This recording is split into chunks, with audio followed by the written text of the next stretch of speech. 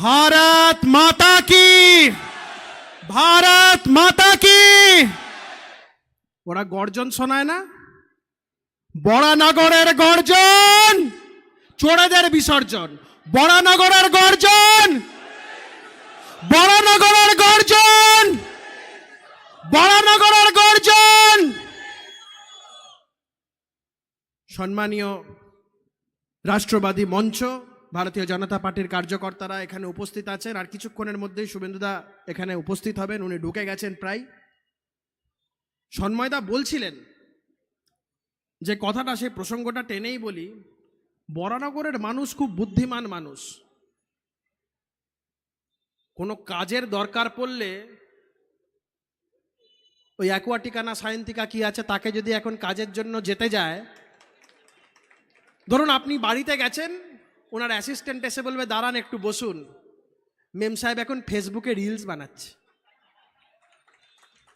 আর সজলদার কাছে যদি কোনো কাজ নিয়ে যান, দেখবেন আপনি যাওয়ার আগে দরজার বাইরে যেই লোকটা বসে থাকবে তার নাম হচ্ছে সজল ঘোষ। কলেজে অ্যাডমিশন করে তৃণমূলের বড় বড় নেতাদের অনেকের ব্যাংক ব্যালেন্স মোটামুটি কোটি ছাড়িয়ে গেছে।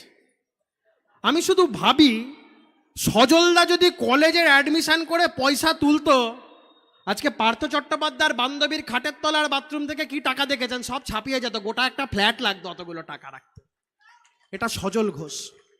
কোনোদিন একটা অ্যাডমিশন করিয়ে যাদের অ্যাডমিশন করাচ্ছে তাদের থেকে এক কাপ চাও খায়নি, যে তার নাম হচ্ছে সজল ঘোষ।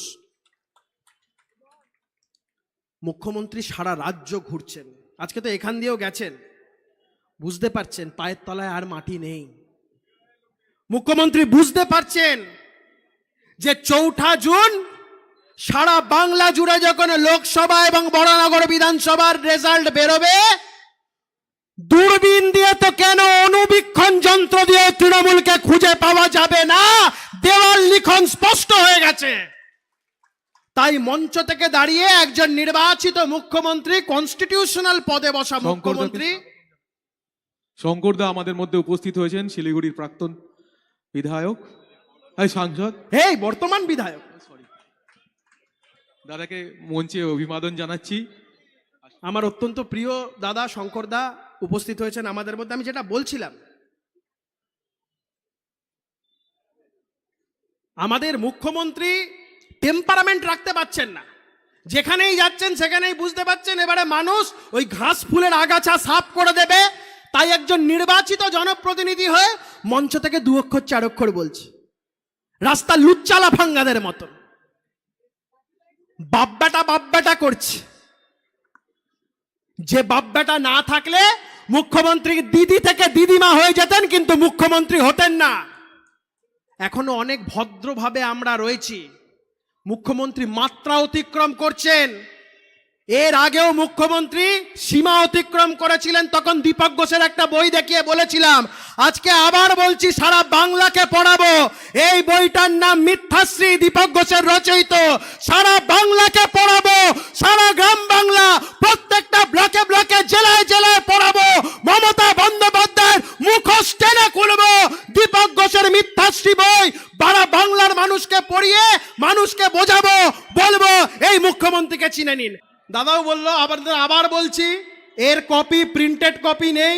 আমি এরপরে আমার সোশ্যাল মিডিয়া পেজ ফলো করবেন, নাম্বার দিয়ে দেবো, হোয়াটসঅ্যাপ করবেন, সারা বাংলার মানুষকে পিডিএফ ভার্সন ছড়িয়ে দেবো। আগেও করেছি, আবার করছি। যখন যখন মমতা বন্দ্যোপাধ্যায় সীমা অতিক্রম করবেন, পাল্টা অ্যান্টিডোট দেওয়ার জন্য আমরা তৈরি। আমাদের মঞ্চে ইতিমধ্যে মমতা বন্দ্যোপাধ্যায়ের অ্যান্টিবায়োটিক উপস্থিত হয়ে গেছে। যার ভূত মমতা বন্দ্যোপাধ্যায় রাত্রির বেলাতেও দেখে। 1956 ভোটে হেরে যাওয়ার যে ভূত মাঝে মাঝে রাত্রিরে ঘুমের মধ্যে আটকে ওঠেই, যে হেরে গেছিলাম 1956 ভোটে, সেই শুভেন্দু অধিকারী আমাদের মধ্যে উপস্থিত আছে। তা আমি যেটা বলছিলাম, ওই যে বাপ্পাটা করছেন, আমরা যদি আমাদের সীমা অতিক্রান্ত করে যাই, মুখ্যমন্ত্রী বাংলায় মুখ দেখাতে পারবেন না। এখনো অবধি ভদ্রতার সাথে রাজনীতি করছি, সীমা অতিক্রম করবেন না। আমরা এখানে যেখানে সভা করছি, বর্তমানে এখানে সাংসদকে একমাত্র ভদ্রলোক যিনি টাকা নিয়ে থ্যাংক ইউ বলেছিলেন, আর কেউ বলেন। একজন সাংসদের কাজ কি? সংসদে বিতর্কে অংশগ্রহণ করা, মানুষের পাশে থাকা, সুখে দুঃখে থাকা। হঠাৎ দেখি একদিন সুইমিং পুলে নেমে আন্ডারপ্যান্ট পরে সাঁতার কাটছে। এটা আমাদের বাংলার রাজনীতি। পাশের কেন্দ্র কামারহাটি, হঠাৎ দেখি মদন মিত্র একদিন সুইমিং পুলে সাঁতার কাটছে, তার নাতি প্যান্ট টেনে ঘুরে বলছে এই দেখো মদন মিত্রর প্যান্ট আমার হাতে। এটা আমাদের বাংলার রাজনীতি। 70 বছরের বুড়ো বাম পার্থ চ্যাটার্জির হাঁটুর বয়সী গার্লফ্রেন্ড কোর্টে নিয়ে যাচ্ছে, লাভ চিহ্ন দেখাচ্ছে। কত বড় বেহায়া হতে পারে! এই চোর, এই বেহায়াদের বিরুদ্ধে বাংলাতে গর্জে উঠতে হবে আমাদের সকলকে। একজন সাংসদ পদপ্রার্থী করেছেন, বলছে দিদি নাম্বার 1 করার পরে যে সময়টা থাকবে ওটা আমি দেব রাজনীতির জন্য। এই হয়ে গেছে আমাদের বাংলার রাজনীতি। এই বাংলার রাজনীতিতে পরিবর্তন আনতে হবে। এ লড়াই কোনো রাজনৈতিক লড়াই নয়, এ লড়াই বাংলা বাঁচানোর লড়াই। এ লড়াই ওই সমস্ত বেকার ছেলেমেয়েগুলোর দিকে তাকিয়ে আমাদের লড়াই, সন্দেশখালীর মা বোনদের লড়াই। এ লড়াই বাংলাকে বাঁচানোর লড়াই। মুখ্যমন্ত্রী বুঝতে পারছেন পায়ের তলায় মাটি নেই, ঘরের মধ্যে পড়ে গিয়ে মাথা থেকে রক্ত বেরোচ্ছে, সেটাকে আগে ফেসবুকে পোস্ট করতে হচ্ছে সিম্প্যাথি দেওয়ার জন্য। আগে পায়ে প্লাস্টার করে ঘুরেছেন, কিছু মানুষ বোকা বনেছে। এবারে আর মানুষ বোকা বনবে না। এবারে মাথা ফাটুক, পা ফাটুক, যাই ফাটুক, বাংলার মানুষকে আর বোকা বানানো যাবে না। মুখ্যমন্ত্রীকে বাংলার মানুষ প্রাক্তন মুখ্যমন্ত্রী করবে। এটা বাংলার মানুষের আওয়াজ, এটাই বাংলার মানুষের গর্জন।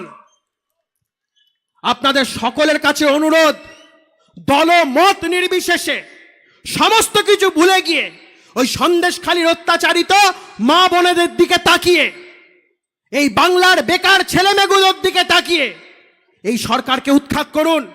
বেকার ছেলেমেয়েগুলো চাকরি চাইছে, মুখ্যমন্ত্রী বলছেন গলায় একটা মুড়ির টিন ঝুলিয়ে ছোলা বাদাম নিয়ে বেরিয়ে পড়ো, ভালো বিক্রি হবে। খুব ভালো শিক্ষা দিচ্ছেন বেকার ছেলেমেয়েদেরকে, শিক্ষিত বেকার যুব সমাজকে। যদি এই শিক্ষাটাই নিজের বাড়িতে গরু চোর কয়লা চোরটাকে দিয়ে বলতে না, তোর গলায় একটা মুড়ির টিন ঝুলিয়ে দিচ্ছি, তাতে একটু ছোলা ভাজা বাদাম ভাজা নিয়ে ধর্মতলায় বেচকে যা, তোকে আর কেউ গরু চোর আর কয়লা চোর বলে বলবে না, তাহলে বুঝতাম আপনার দম আছে। আমি আর বক্তব্য দীর্ঘায়িত করব না। আমাদের মঞ্চে উপস্থিত আছেন মমতা বন্দ্যোপাধ্যায়ের অ্যান্টিডোট, উনি বক্তব্য রাখবেন। শুধু শেষ করার আগে আমি ইন্ডি জোট নিয়ে দু একটা কথা বলবো। একটা জোট তৈরি হয়েছে ইন্ডি জোট, কার পিন্ডি চটকাবে ভগবান জানে। এখানে বলছে চোর ধরো জেল ভরো, আর ওখানে তাদের কাকা জ্যাঠারা বলছে চোর ধরো, চোরকে বুকে জড়িয়ে ধরো, পারলে গালে দুটো চুমু খেয়ে না। কফিতে বিস্কুট ডুবিয়ে ডুবিয়ে খাচ্ছে, কি হাসি, যেন বাড়িতে জামাই এসেছে। আর এখানে বেচারা সিপিএম এর লোকগুলো মার খেয়ে মরে যাচ্ছে, পিঠের চামড়া তুলে ডুকডুকি বাজাচ্ছে তৃণমূল। কংগ্রেসের লোকেরা, আমার পুরনো দল কংগ্রেস, আমি যখন দলে ছিলাম আমি বলেছিলাম এখানে যাকে চোর বলি, দিল্লিতে যাকে সাধু বলতে পারবো না। পশ্চিমবঙ্গেও যে চোর, দিল্লিতেও সে চোর, বোম্বেতেও সে চোর। অধীর চৌধুরী তখন পুকুর আর নদী বুঝিয়েছিলেন, বাংলার রাজনীতি পুকুর, দেশের রাজনীতি নদী। আজকে অধীর চৌধুরীকে খাড়গেজি বলেছেন, ওই দেখো দরজা, বেরিয়ে যাও। কংগ্রেস আর বামপন্থী মনস্ক মানুষজনদের যদি ন্যূনতম মান ইজ্জত থেকে থাকে, মর্যাদা থেকে থাকে, আপনাদের উদ্দেশ্যে বলবো, যদি ন্যূনতম মান মর্যাদা থেকে থাকে, কোনো দিকে না তাকিয়ে সমস্ত কিছু ভুলে গিয়ে একমাত্র বিকল্প ভারতীয় জনতা পার্টি। বাংলা চায় স্বস্তির নিঃশ্বাস, আর সেই স্বস্তির নিঃশ্বাসের নাম ভারতীয় জনতা পার্টি। বাংলা চায় মমতা বন্দ্যোপাধ্যায়কে উৎখাত করতে, আর সেই উৎখাতের আন্দোলনকে যে নেতৃত্ব দিচ্ছে বাংলায় আমাদের শুভেন্দু অধিকারী মহাশয়, তার হাতকে আমাদের আরো শক্ত করতে হবে। উনি প্রতিজ্ঞা করেছেন এই মুখ্যমন্ত্রীকে প্রাক্তন করে ছাড়বেন, যা যা বলেছেন তাই তাই করেছেন। মমতা বন্দ্যোপাধ্যায় নয়, ডবল ডবল চাকরি, 10 লক্ষ চাকরি, যা যা বলবো সব ভাওতা বলেছিলেন। ওই যে মঞ্চে দাঁড়িয়ে বলতো না, বোম্বাও নকুলদানা গুড় বাতাসা, বলেছিল জেলে ঢোকাবে। যেদিনকে বাড়ি থেকে সিবিআই ঘাড় ধরে নিয়ে গেছে, একটা বাড়ির সামনে দিয়ে লেডি কুকুরও লেজ নাড়তে নাড়তে যায়। সন্দেশখালীর বাঘ বলেছিল শুভেন্দু অধিকারীর চামড়া গুটিয়ে নেবে। যখন সিবিআই এর খপ পড়ে গেছে, বাঘের বুক এরকম থেকে এরকম হয়ে গেছে, কুই কুই করছে, কাঁদছে বাঘ। তাই যারা তৃণমূলের এখনো অবধি নেতা ছাতারা যারা আছেন, লম্পজম্প করছেন, তাদের উদ্দেশ্যে বলবো বেশি বাড়াবাড়ি করবেন না। ইনার নাম শুভেন্দু অধিকারী, একবার যদি খপ্পরে পড়েছেন, একবার ভেতরে ঢুকবেন, আর যখন বেরোবেন বাড়ির বউ জিজ্ঞেস করবে, ওগো তুমি কে গো, তোমাকে চিনতে পারছি না তো। এই পরিস্থিতি তৈরি হবে। তাই সবাই ভালো থাকুন, বাংলাকে ভালো রাখুন, চোর মমতাকে তাড়ান।